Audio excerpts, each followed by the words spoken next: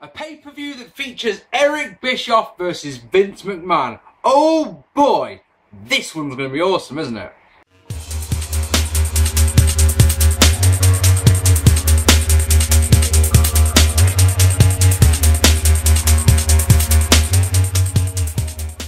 Hello ladies and gentlemen, and welcome to this, another episode of 1998. Was it great? Tonight, as you can tell by the title of this video, we're going to be looking at Slamboree 1998. And as I said on the teaser there, Vince McMahon versus Eric Bischoff. We get a video package at the very start of this show of Eric Bischoff reading a letter that Vince's lawyer had sent. This is on the past Thunder, saying Vince McMahon won't be at Slamboree, but if he does show up, Eric says that Vince will get his own dressing room.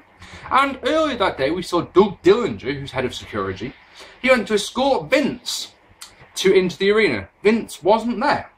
And this is all because DX had done their invasion of WCW, which actually we'll talk more about when I do the Over the Edge review in a couple of weeks' time. I do like the Slamboree theme that they're using tonight. Very, really eerie organ-based theme. Very, very nice.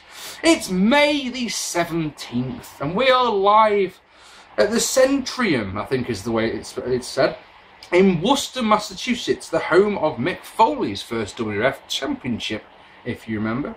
Amongst other things, 11,592 fans are on hand. The Buyrate for this one is 0.73, which is up a 0.1 of a point, isn't it? The last time I did a 0.72 at Spring Stampede, 0.73 here, but that's a lot more than Over the Edge 2 weeks later, which scored a 0.58. Our opening contest sees Finley defeat Chris Benoit in a decent match to retain the TV Championship. Finley had beaten Booker T on May the 4th to win the TV Championship. To make me a happy chappy, Finley spends the majority of the early part of this match working on the neck. Why does this make me a happy chappy? Because of course Finley's finishing move is a tombstone power driver. No problem with that at all. On the outside though, Benoit gets a chair. He uses it, no disqualification of course because it's WCW, but he then goes to do a suicide dive. Finley gets the chair, and as Benoit goes through the ropes, Finley smashes into his face. And that, folks, looks incredible. Oh, yes. Rolling Germans by Benoit get the advantage. He comes to the crossface, but Finley gets the ropes, snap suplex, and he calls for the diving headbutt, but out comes Booker T wearing a suit looking dapper. The distraction means that Finley gains control with a baseball slide that knocks Benoit out, like completely KOs him. Now, I may have missed something. He may have had the chair, but I'm pretty certain it was just a standard baseball slide. Puts him in the ring, hits the tombstone power driver, gets the win. Guess we're going to have a three-way next month between these three. Finley, Chris Benoit, and Booker. Match was all right. Someone must really not like Benoit, though, in WCW in 1998, because goddamn does this man jowl a lot. Next, Lex Luger defeating Bryan Adams in a crap match. Do you want to know some highlights for this one? Of course you do. Horrible looking power driver by Adams. Vincent keeps interfering until he hits a steel forearm and then the Rack gets the win. Yay. Sloppy, crap, sloppy and crap, boring, sloppy, crap match. There we go. And my missus was watching this and she's not watching it, but it's on while she's in the room and she's like, that's not Bryan Adams. Like, it's not. Saturn says that there's meant to be a gauntlet match tonight, but there won't be. He's vexed at Raven. From now on, he looks out for himself. Tonight, he becomes United States champion, and no one can stop him. Not even Raven. And there we go. Cyclope then wins a Cruiserweight Battle Royal. Jericho faces the winner of this Battle Royal immediately. He does the ring announcing for all the Cruiserweights, and it's hilarious. I pop when Marty Jannetty is amongst the participants. That's awesome. Johnny Swinger's also one of the ones that I've not seen that guy before. But, oh yes, I have. Seen him in ECW, that's right. You can be eliminated by going through the ropes because WCW. Obviously. Good commentary by Tenay, though. He says that Jericho can come out here and be cocky and sarcastic and arrogant and rah-rah, but the fact of the matter is he has no time to prepare for his opponent, which is a great little touch. Anyway, the match is a standard battle royal. I mean, you'd think, being a cruiserweight one, you might get a bit of flips, but that'd be daft, wouldn't it? So, yeah, it goes down to Cyclope, who, of course, no one's ever heard of, and Hoover to Guerrero. They have a standoff, and then they shake hands and Hoovy eliminates himself. And before you can think, what the actual fuck is going on here, Cyclope unmasks himself, and it's only fucking Dean Malenko, like a fucking boss man. The place goes mental. It's the biggest pop I've ever heard on a WCW show. It's absolutely fucking huge. If you're wondering, if you're new to this, Dean Malenko had lost to Jericho at the Uncensored pay-per-view 2 months ago. It hasn't been seen since. Jericho has been ripping Dean Malenko something rotten. I mean, absolutely rotten. So naturally, Dean batters Chris Jericho, and Hoovy, who of course has done the right thing as a good babyface, yeah, he's on the outside being cheerleader. That's a really nice little touch. Jericho is able to hit a flapjack, a senton, and a stalling suplex, and gets 2 off a cocky pin, then gets another 2 off a lion saw. They trade counters until Jericho gets a nice unhooked backbreaker. Lion Tamer is countered, but Jericho scores with a nice back elbow for 2. They trade shots. They go up top. Dean hits a super gutbuster and then locks on the cloverleaf for the win. I thought it was brilliant. I thought it was absolutely brilliant. That pop, when it was revealed as Dean Malenko, was fantastic. And it's one of those things that you hope the bookers will listen to and go, look, this is what the fans want, alright? Look, listen to this. They don't care about some of the other stuff that you're putting on your pay-per-view. But I'm guessing they didn't. Oh, and one thing I do know is that Malenko was stripped of the championship the next day because he didn't win the title shot, because Clope did. Even though he was... Oh, never mind. I don't yeah, it's one of those things. Oh, and this led to some hilarious promos from Jericho, where he believed there was a conspiracy against him in the championship. So he went to Congress and he went to a big library and found the rules of wrestling, things like that. Very, very funny stuff. We'll get a rematch between these two next month. Vince McMahon shows a white limousine pulling into the building. Yes, it's Vinnie Mac to kick Eric Bischoff's ass. Yes. DDP defeating Raven in a Bowery deathmatch. Now I know what you're thinking. I know. You're thinking, well, what the fuck's a Bowery deathmatch? And you know, understandable. It's a cage match, dummy, but it's got a roof on it, and you win. But it's last man standing rules. So it's a cage match with a roof, last man standing rules, and in 2 of the corners in the cage there's a trash can full of weapons. Hooray! Bobby Heenan gets Bobby Heenan gets the quote of the night by saying that in this match there's no way in and no way out. So it's like, so how am I meant to get in the match? How am I meant to win the match, more importantly? Oh yeah, it has a door. So there obviously is a way in. Shut up, boy. Cage has 2 garbage ones full of weapons, like I say. Riot Squad members escort Raven to the ring because he complained about an unsafe working environment. That's a lovely little touch. Weapon shots, lots of them, including a bull rope, complete with a noose, like DP tries to hang Raven. That's quite extreme.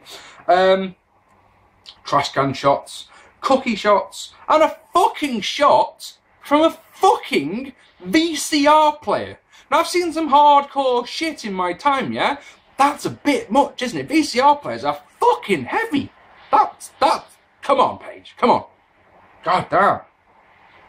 Sleeper by Raven. The ref is bumped when Paige tries to escape it, so the flock come out with some bolt cutters. They ease past the Riot Squad, but then Van Hammer comes out from underneath the ring with a stop sign and blasts all the members of the flock. And then...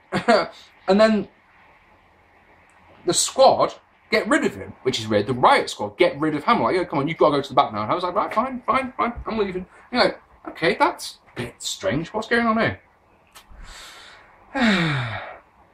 Then the Riot Squad then attack DDP, which is crazy. And then they pull their helmets off, and it's Kidman and Horace Boulder. Heel miscommunication, though, leads to a diamond cutter for Horace, yeah, which is just a diamond cutter. But Kidman tries to escape by leaping in the air, and he's holding onto the top of the cage. So, so basically, Paige uppercuts him. So he goes up in the air, so he's vertical. Yeah, when he comes down, which I think Paige does, fucking diamond cutters him, which is absolutely amazing. Fire extinguisher and an even flow for Raven. Sorry. Yeah, and he hits a diamond cutter of his own. Ref is up, counts up to 9. Paige up, hits a diamond cutter of his own, which gets the 10 count and the win at 14 minutes, roughly, something like that. I didn't enjoy the first, 7 minutes of this or so very much. It was all just generic weapon shots where you start going, yeah, come on, I've seen this one 1,001 times. And of course, matches like this may have a little touch of the problem in that, you can hit me with a VCR player around the head, which are really, really fucking heavy, and that will stagger me a bit, but it won't knock me out. No. A diamond cutter will drop me down face first onto the mat, and that knocks me the fuck out. You know? You can be a bit nitpicky with that one, can't you? I don't think I will, though, because like I say, the last 7 minutes or so of this one, basically, as soon as Van Hammer came out, after Van Hammer came out, everything from there on, I really enjoyed. But there's more. There is more. After the bell, a Riot Squad member handcuffs various members of the flock to the cage, including Kidman and Boulder. He then batters Raven and double cuffs him to the cage. He takes off his helmet and it's fucking Mortis. And you go, oh. It's Mortis. Because you sat watching it. Because when they attack the flock, like, oh, fair enough. And then they attack Raven and it's like, who the fuck is this? Who is it? You can see they've got long hair, but that's it. That's all you can see. When he takes off the helmet, it's Mortis. And you're like, oh. That's a big letdown. But then Mortis takes his mask off, and it's Chris Kanyon, who apparently has been seen on pay-per-view, on Nitro and Thunder as a vendor or something like that. Apparently, the commentators sort of fill in and go, "Look, Mortis applied, wanted to be in the flock," and Raven said no. So they actually say that was a few months ago. So he's waited all this time, and it's just one of those, it's really, really anticlimactic when he takes his helmet off. You're like, oh, Kanyon, yay. Yeah, he chairs Raven, which is nice.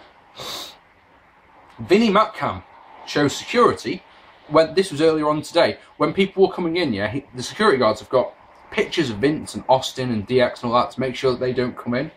But the limo, the white limo, has moved. Vince is going to get you, Bischoff. And then the commentators talk about Sting and the Giant, which side of the NWO they are going to be on, because Giant has decided to be on NWO Hollywood. Sting hasn't decided yet, though. Excuse me. Eddie Guerrero defeating Ultimo Dragon in a good match. If Dragon wins, Chavo is freed from Eddie's clutches. Eddie Guerrero is my favourite wrestler t-shirt. It's absolutely amazing. Gorgeous technical wrestling on the mat from both of these men. Monkey flip plankers from both men are absolutely gorgeous. Beautiful engine. Deathlock by Dragon. Eddie goes on the attack, and the crowd for this match, from the bell, have been silent.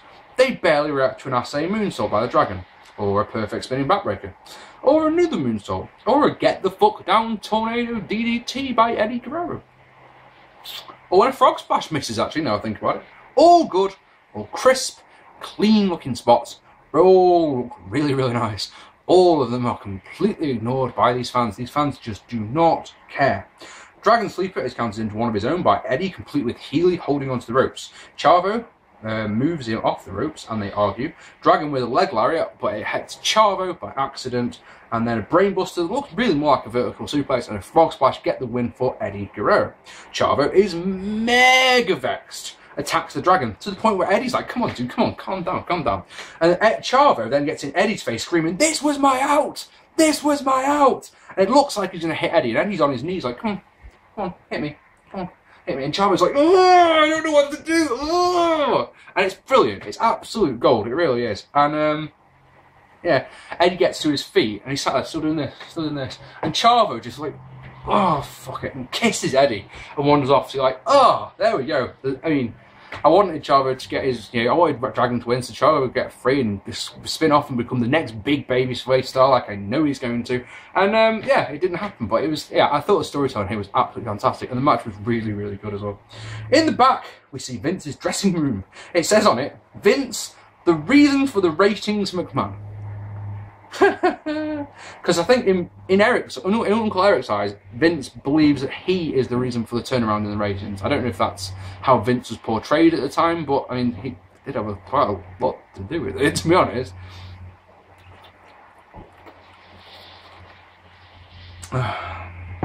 Goldberg defeating Perry Saturn in a match. Advertised as a Goldberg match, Perry says no. I get the title shot. So that's that. Now, while I don't think many people, if any people, bought this pay-per-view for this match, I'm buying this show. I was on the fence, right, about buying this show because I don't think the card looks very good. But then they announced Goldberg versus The Flock in a gauntlet match, and I was like, sold. Basically, if you're that person, WCW said this to you, fuck you. Also, if Perry Saturn is saying that to The Flock, does that not make him a babyface in this match? So it's face versus... No, it's not. Oh, and Perry Saturn's lost his hair, which is interesting. I didn't mention that last month. I had it written on my notes. It looks weird seeing Perry Saturn with hair. Now the hair's gone, so it's all good. Their match last month was good, so I have going to this one with quite high expectations. Goldberg here is 86-0. His Gorilla Press Slam is fucking awesome. This match isn't very good, is the truth. Especially because Goldberg controls, right, until on the outside he goes to punch Saturn. Saturn moves out of the way, so he punches the ring post. And you think to yourself, right, from there on in, you have got your opening, Perry. Work that arm, hit the rings of Saturn, you've got the win. And he doesn't. He works the neck for some reason. Puts on boring-ass chin locks. And you start there going, I just don't care. There's one spot in particular, I reckon on paper, and when they discussed it, it was like, that will be amazing, because Perry sets up a chair and jumps off it to do a missile dropkick, right? He then does it again, comes off in such a way that Goldberg can spear him in midair. And it's one of those things where, like I say, on paper, and you can see it's coming. As soon as Goldberg turns round, you're like, yeah, he's going to spear him, that is what he's going to do. And it just doesn't look very good, is the truth. It doesn't. It's one of those, like I say, on paper, and when I've had this idea, lads. I've had this idea, Bill. We should do this. I'm sure it was great, but it just, in execution, it doesn't quite work. Jackhammer gets the win. So there we go. Yeah, Eric Bischoff defeated Vince McMahon. Vince has the X-Invade WCW. We will talk about it on the Over the Edge, I promise you. Eric gets mega pissed off about this. He's really, obviously cross. And he challenges Vince to a match, because why not? This was on Thunder. And then, as I say, Vince's lawyer sent them a letter saying, no, but if you want to fight in a car park anywhere across the country, I'll gladly fight you. I'm not fighting you on your show. It's that simple. What's pretty scary here is that Buffer does the ring introductions, gives a glowing one for Eric. This is the man who single-handedly turned this company around, sort of thing, like, wow. And, you know, really sarcastic one for Vince, obviously. What's scary here is that Eric looks really up for this. Like, he's taking this deadly seriously. He thinks that Vince, despite the fact he knows he's not there, might just show up. And he's got to look really competitive. And he's sat there doing shadow boxing and, you know, big, serious look in his eyes. And anyway, but he's not here, Eric. He's not here. Oh, and you know, the thing about all this is that what it leads to is that they do a count-out victory for Eric. The crowd all chant along because they're all big WWE fans, obviously. And so Eric wins. And honestly, as a fan, and this is not just because I'm a WWF, well, I was a WWF fan at the time, as a wrestling fan now, I look at this and just go, do you know what this makes me want to do? This makes me want to watch Raw. Because if, as a WCW fan, if I'm doing something, right, now think about it, if I'm a hardcore WCW fan, I don't know about the DX thing. I've heard about it, but I've not seen it because I was too busy being a loyal WCW fan and watching Nitro. Now, this makes me just want to turn over onto the WWF show, because if they're doing something that is annoying our boss this much, then it must be something fucking awesome. And I don't want to see Eric have a shadow boxing match against Finley, man. I want to see what it is that's made Eric this mad.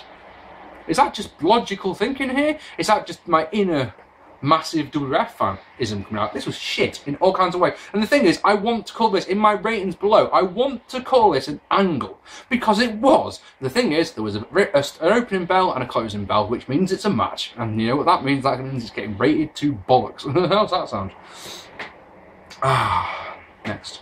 Bret Hart defeating Randy Savage in an alright match. Buffer, who's still out there of course, calls this one a grudge match from hell, despite the fact that the commentators tell you that this is the first time these two have ever met. Bret is heel here, which is nice, and Piper is guest referee. They don't say why. Back and forth with both men getting in Piper's face, which is funny. Bret tries to use a step on the outside, and it doesn't work, and they brawl into the crowd, and then they brawl at ringside. And then inside, Bret does the right thing, and of course works over the egg, why not? Work over the egg that, work over the leg, come on, do it properly. Work over the leg that Randy injured in his match against Sting last month. Also, he's still got a motherfucking massive brace on his leg, so just work the leg. Anyway, he works it for a bit, but then he hits a power driver, which gets 2, and a DDT, which also gets 2. He hits a backbreaker, but the elbow of the deadly second rope misses. Savage gets a suplex and an elbow, but the knee gives out and he lands. Covering gets 2, sharpshooter, and outruns Liz, looking as hot as ever in leather pants. Savage reverses the sharpshooter into one of his own. Savage shoves Piper, Bret goes low, then attacks Piper, who goes down. Savage gets some knocks, Here's Hogan to slam Savage's leg into the ring post. Sharpshooter, Piper, spots the Nooks, thinks that it was him who attacked him, takes the Nooks off, and the Sharpshooter gets the win. Match was okay. Match was overbooked to hell. Match, I didn't really care about the match because it's one of those, well, why are these two fighting? Tell us why. Give us a video package until why they're... No, it's just they're having a match, and it's an ultimate grudge match. For God's sake. And in our main event, the Giant and Sting defeating the Outsiders to win the WCW Tag Team titles. Outsiders are now the Wolfpack with Dusty Rhodes. Hall does the survey and is the most over man on the pay-per-view. Giant is with NWA Hollywood. Will he finally get his revenge on Nash? Here, speaking of Nash, how many bumps will Kevin Nash take? I got it spot on last month with 0. I'm going to go on a limb here and say 3. Sting is still neutral, as we noted earlier on. Sting controls Hall and hits 2 Stinger splashes in the early going, and then goes for the Scorpion Deathlock, which obviously is broken straight away. It's one of those, you know, kayfabe breaking, not kayfabe, suspension of disbelief. The other thing is, it's weird. You don't want to see the finishing move in the first couple of minutes, because it's that whole, look, my finishing move is a stunner. I do that match when I've had the shit kicked out of me for 20 minutes. In reality, I would just hit the stunner after 30 seconds.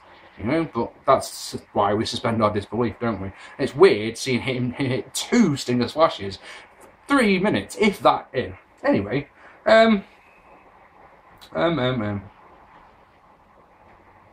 Giant hits a headbutt once more Nash. Hall tags out, and here we go. Nash unloads and goes for the jackknife, which Giant quickly blocks in the corner.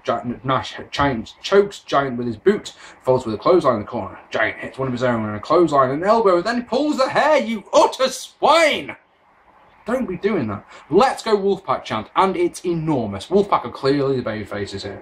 Sting in, even though it's meant to be Sting, surely Sting and Giant are meant to be the babyfaces. I don't know. I get so confused when this is the thing about the NWA Wolfpack and the NWA Hollywood. Which one are the faces? Isn't it Nash? So the red and black guys, they're the babyfaces, right? So,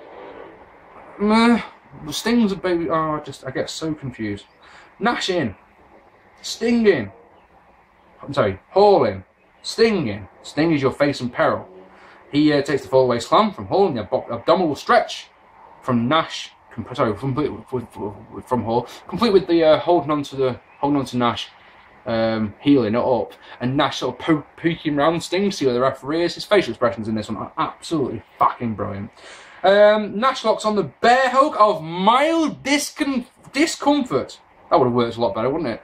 If I'd said that properly. Nash locks on the bear hug of mild discomfort. You see? That's what it should have been. But he's able to then hot tag Giant. Sting is, of course. He clotheslines Nash. There's 1. Hits a scoop slam. There's 2. And then goes low with a headbutt. And then thinks about, you know, hits a leg drop for 2. He goes up top and hits a splash. Nash does the right thing when Giant's in midair and thinks, fuck that. Rolls out of the way because I would have been dead.